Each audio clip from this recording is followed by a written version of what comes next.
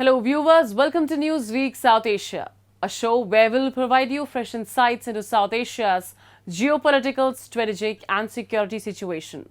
Let's take a look at the headlines first. Balochistan's autonomy fight, deadly bombing highlights growing resentment. Pakistan's proxy war against India claims lives in the Kishtwar terrorist encounter. And frustration boils over in Pakistan-occupied Jammu Kashmir as public demand action on electricity woes.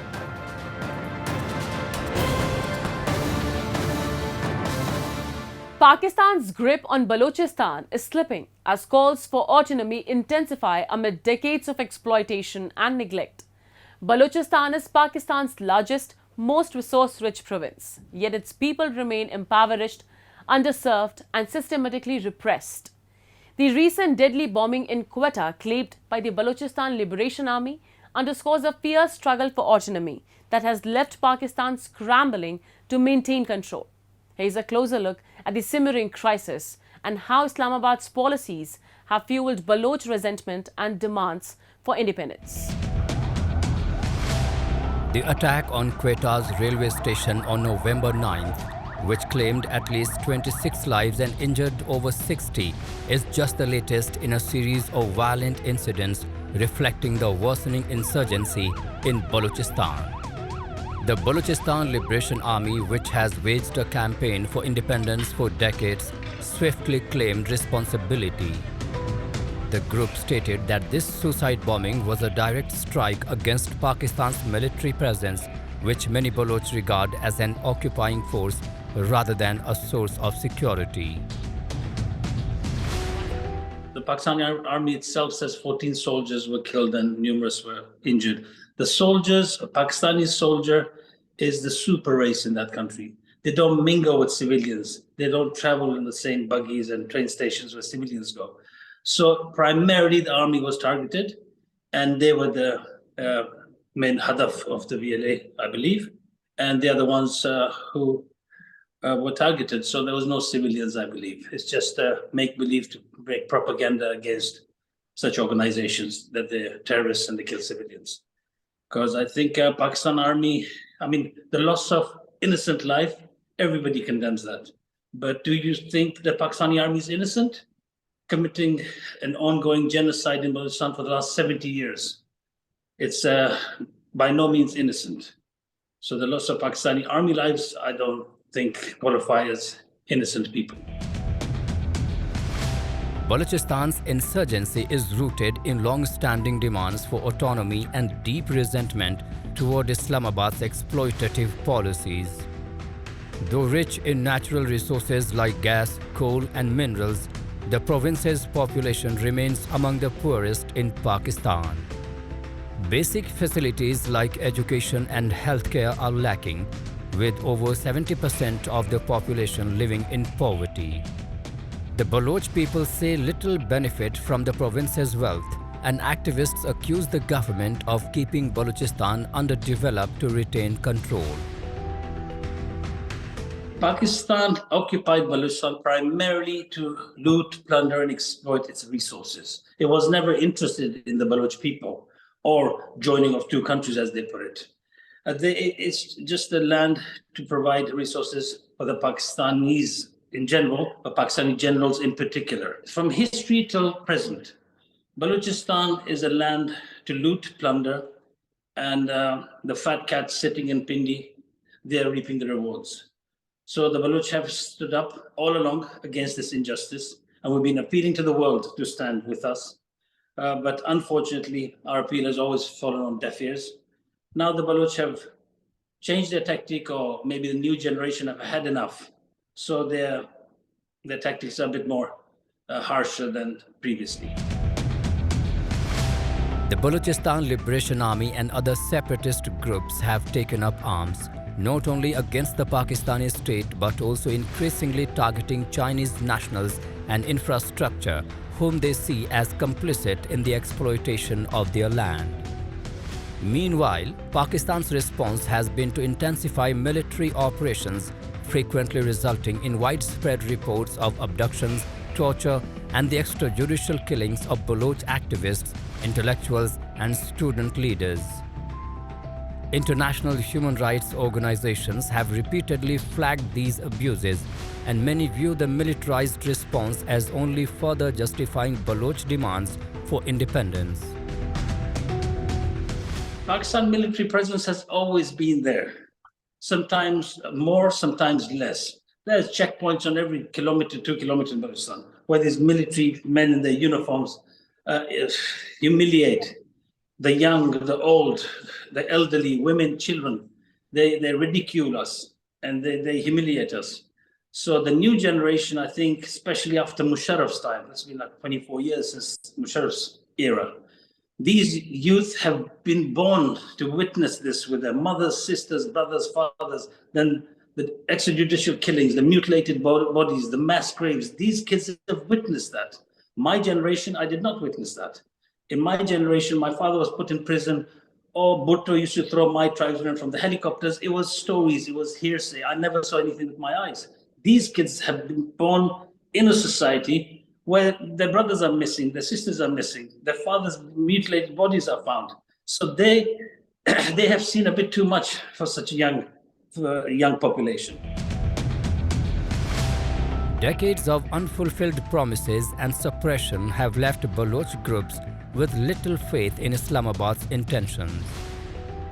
Chinese investment through the China-Pakistan Economic Corridor has added to these grievances, particularly in Gwadar, where the expansion has displaced many locals. While jobs and infrastructure improvements were promised, Baloch residents report being shut out of these economic benefits as the land is handed over to foreign investors. The resulting debt to China has fueled fears of further marginalization for the Baloch people.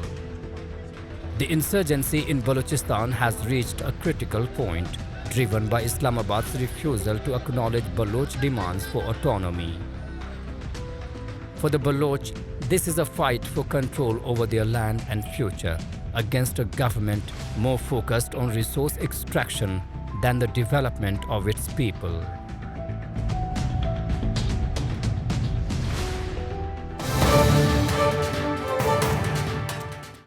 Pakistan's relentless pursuit of violence through its terror proxies has once again claimed the life of an Indian Army officer and left 3 soldiers injured in Jammu and Kashmir's Kishtwar district. This latest incident sheds light on Islamabad's continuing destabilization agenda as Pakistani-backed terrorists bring a fresh wave of violence to previously peaceful areas in the Jammu region. Here's the full report.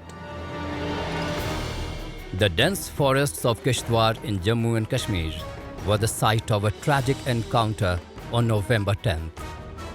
Indian security forces acting on specific intelligence inputs launched a joint operation against a group of terrorists believed to be responsible for the recent abduction and brutal killing of 2 village defense guards.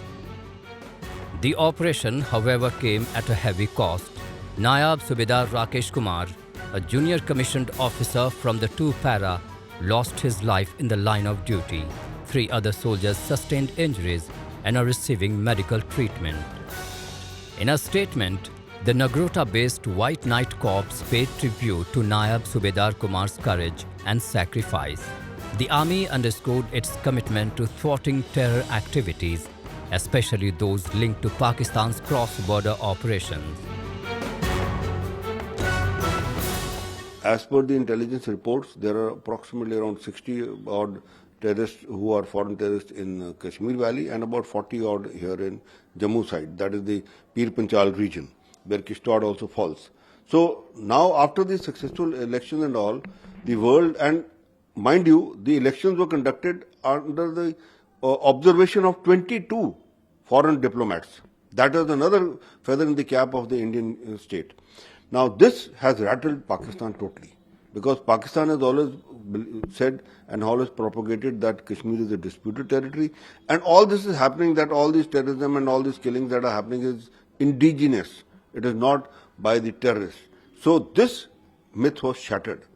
And that is why you find that ISI has now sent a message across to all its operatives who are here, these 100 odd, what I tell you, to do these attacks in this manner, that you take different targets at different places. Don't attack army installations, attack the civilians, attack the laborers, attack projects, so that there is a fear psychosis all over again.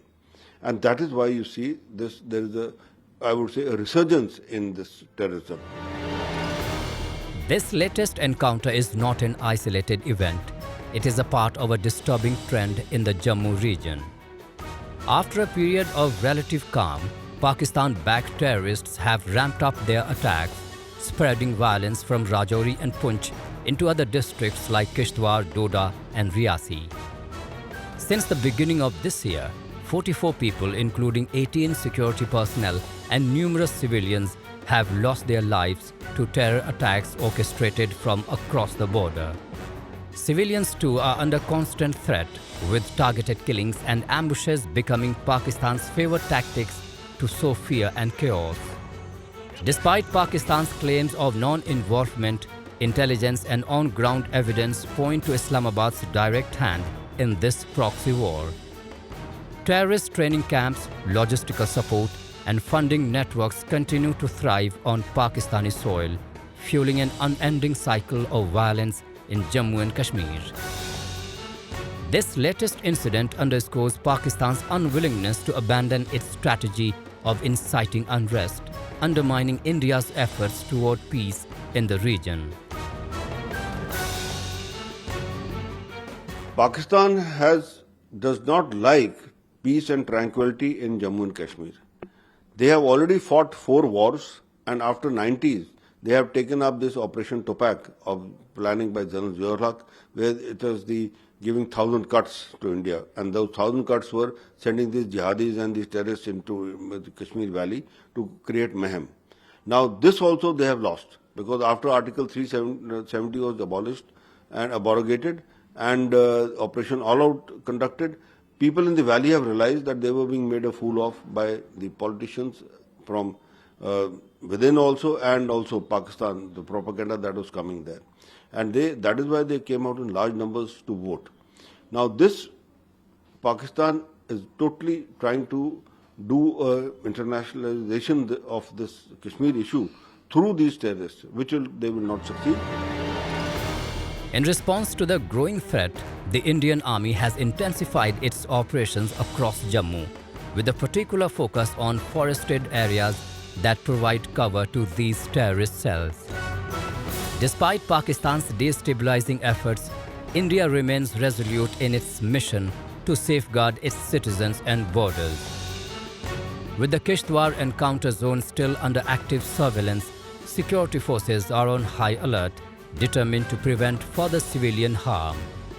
As Pakistan-backed terrorists persist in their deadly ambitions, India's forces remain vigilant, ensuring that every corner of Jammu and Kashmir stays secure from the cross-border threat.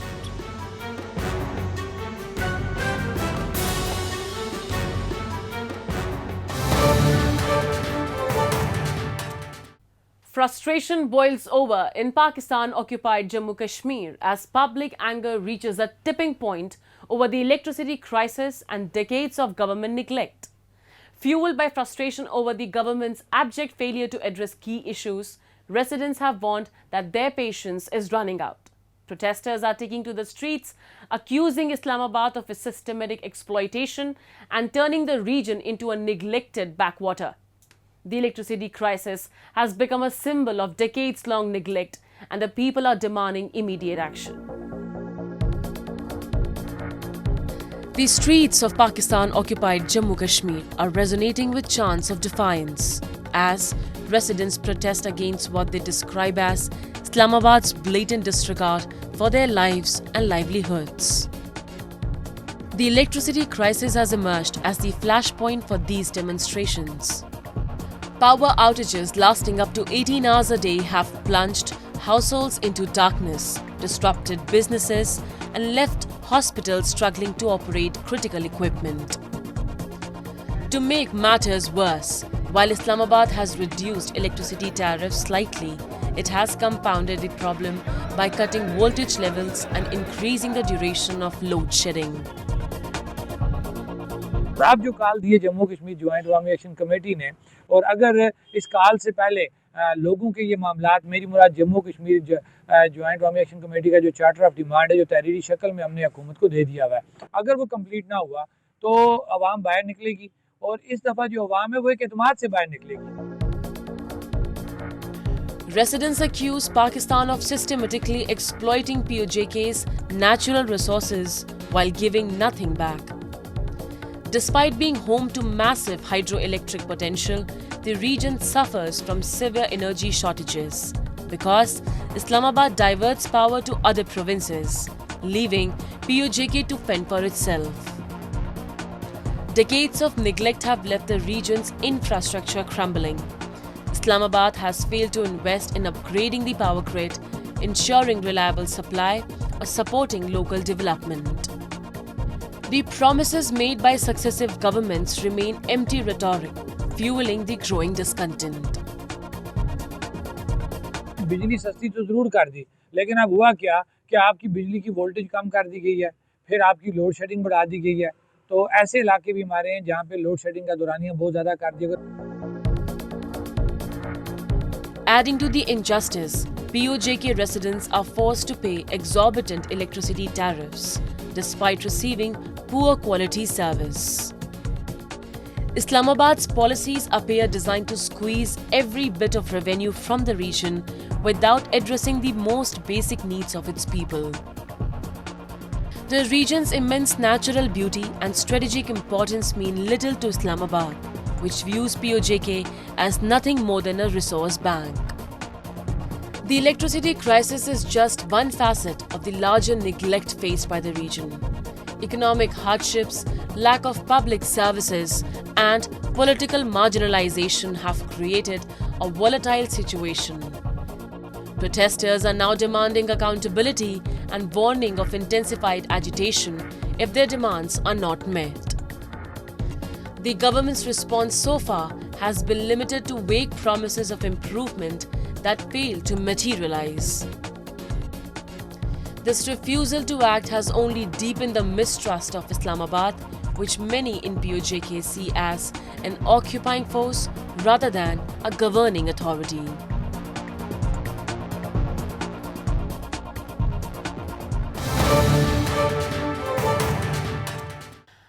Bangladesh is plunging deeper into political turmoil as protests escalate and an arrest warrant against Sheikh Hasina ignites further divisions.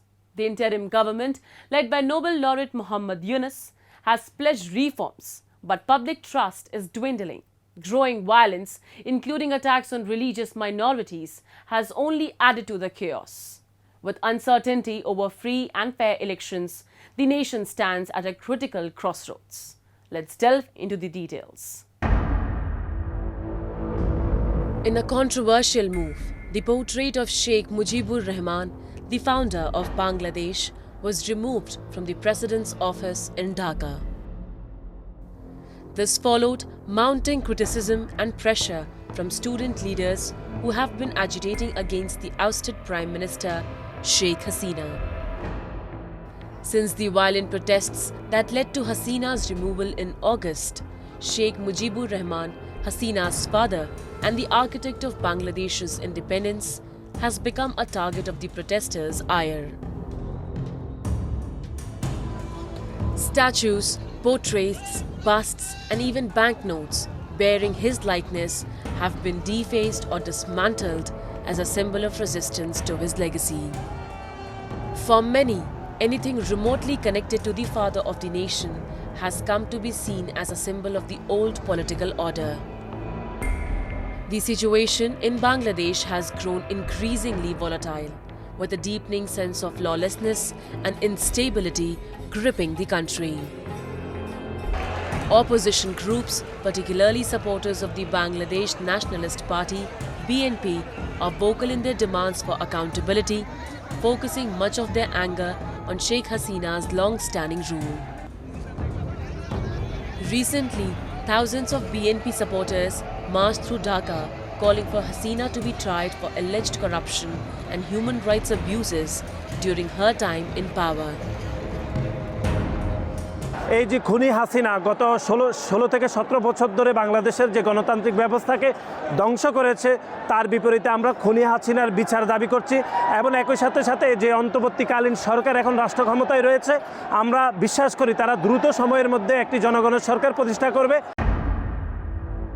Last month, Bangladesh's International Crimes Tribunal issued an arrest warrant for former Prime Minister Sheikh Hasina, accusing her of complicity in mass killings during violent protests earlier this year. The violent unrest forced Hasina to flee to India on August 5th, while an interim government led by Nobel Peace Prize laureate Muhammad Yunus took control of the country. However, rather than signaling a path towards peace, the situation has only exacerbated the political and social divisions within Bangladesh. The unrest has deepened the rift between pro-Hasina forces and opposition groups. What many had hoped would be a peaceful transition has instead fueled a cycle of tension and instability that shows no sign of resolution. আমি আসলাম আজকে এই কারণেই যে বর্তমান যিনি সাবেক যে সরকার ছিলেন, তিনি ছাত্রদের, মানুষের উপরে, ব্যবসার উপরে অনেক নির্যাতন অপব্যবস্থা চালাচ্ছিলেন। তার বিচার এই দেশে আইন না, সুন্দরভাবে যাতে নিরপেক্ষ বিচার হয় তার বিচার করতে হবে। এমনকি এই দেশের অবাধ সুষ্ঠু নিরপেক্ষ নির্বাচন সামনে যেন অনুষ্ঠিত হয়, সেই জন্য আমাদের আজকের কর্মসূচি দেওয়ার উদ্দেশ্য। Despite the interim government's promises of reform, many Bangladeshis are skeptical that change is possible. Increasing attacks on religious minorities, especially Hindus, have become collateral damage in the struggle for power. Public opinion is divided, and trust in the government's ability to bring about free and fair elections is at all-time low. With each passing day, the hope for a unified and peaceful Bangladesh dims.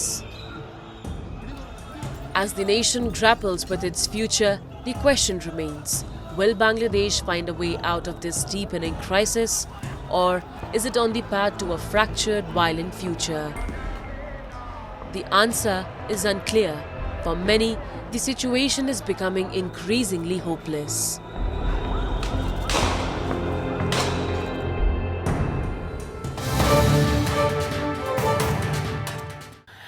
And with that, we come to the end of this edition of Newsweek South Asia. We'll be back next week with more news, views, and analysis from the subcontinent. Meanwhile, do keep writing to us at nwsa@anin.com.